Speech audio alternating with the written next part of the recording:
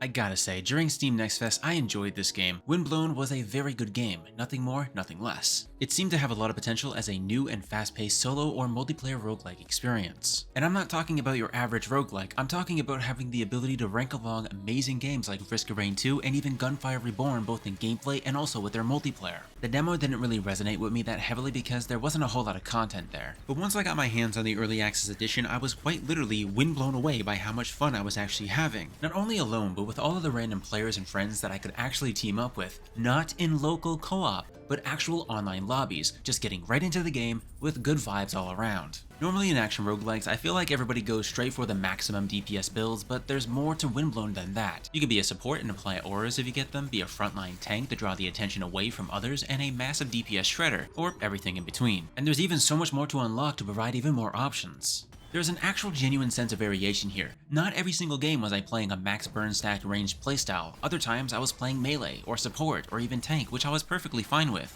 because having an actual roguelike element that encourages a diversity is incredible and very often rare. The visuals may take some time to get adjusted to, or at the very least the developers should go back and revisit the visual effects to make things a little bit more clear in terms of reading the enemy's incoming abilities, as it is currently rather tough to do so. Well, depending on how chaotic things are with everything around you, as it is mostly just going to be a haze of effects. It's not awful, you'll definitely get used to it, but a little balance would be perfect for getting around the hitboxes and particle effects, since it can be difficult to know where it is actually safe to dash to and to survive an incoming wave or even a projectile. Once again, the gameplay is very fast, with little cooldown on your dash allowing you to fly through the stages effortlessly. It's not going to make you invincible, however, because there are no iframes and you must perfectly time that dodge for a skill or a effect, making it quite responsive when it actually works. You have a considerable number of characters that are entirely aesthetic, a demo character, an early access one as well, and a variety of other features that are available as you progress through the game and unlock them, giving you incentive to continue playing. If you picked up the game and you're curious, you have to complete the tutorial first before activating multiplayer. That is if you want to play with your friends. I was kinda startled by this, but it's not too difficult. It only takes about 2 minutes to get in and to unlock. I've really missed this kind of feature. So many times these games are just local co-op, only playable with a group of friends or people that you find through a Discord that you have to join.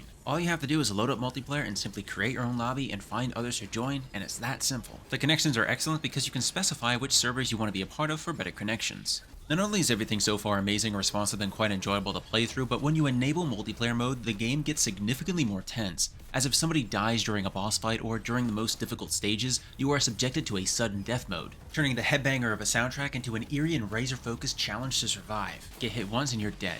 Killing 10 opponents resets it and revives your ally, but it makes a boss fight much more suspenseful and exciting, especially when you're the highlight of the team rushing through to clutch that kill with the verbal support of your allies. What is currently available with Early Access release is just roughly about 3 hours of gameplay, and while that may not sound like it's a lot, which it isn't, even being able to be completed in less time if you obtain stronger builds and grasp the mechanics, I'd say that I could play up to about 6 or 7 hours before being bored due to a lack of content which is still going to be on the way. Do you remember when Dead Cells was Early Access? It took some time, but the final release of that game was wonderful. I have complete faith in this developer to build the next great multiplayer action roguelike, which I think will grow to be one of the most enjoyable and addictive experiences once again, comparable to Risk of Rain 2 and even Gunfire Reborn.